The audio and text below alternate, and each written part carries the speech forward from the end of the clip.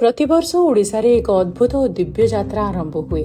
प्रभु जगन्नाथଙ୍କ रथयात्रा जेतेबेले ठाकुर जगन्नाथ निज मंदिर छाड़ी जनसाधारण मध्यरे बाहरी आसती। तीनोटी रथरे बसिबा परे लक्ष लक्ष लोक तांकर रथ टाणती। गुंडीचा माउसी घरकू जाई 9 दिन पाई विश्राम करती। रथचक्र घूरे नाही जे पर्यंत प्रभुंक इच्छा नाही।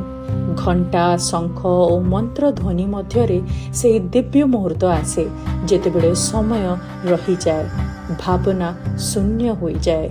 जगन्नाथ मंदिर अनेक गोपनीय चमत्कार भितरे रथयात्रा दिने आमको मात्र किछिटा देखिबाकू मिले। सेठारे पताका पवन विरोध दिशा को फुर फुर उड़ुथाए। प्रकृतिर नियम भी तांको आगरे असहाय। एटा हेउछि सेई यात्रा जेउठी धर्म आस्था और भावना एकत्रित हुए। यह केवल यात्रा नुहे, यह ओडिशावासी मानकर आम समस्तंकर आत्मार अटूट आस्था और भक्तिर परिचय। यह हेउछि प्रभु जगन्नाथंकर बड़ रथ यात्रा। समस्ते ओडिशावासी मानकु आ कोटि कोटि ओडिया मानकु दुनिया सारा रे प्रभु जगन्नाथंक एही रथ यात्रा अवसर रे अनेक अनेक शुभेच्छा।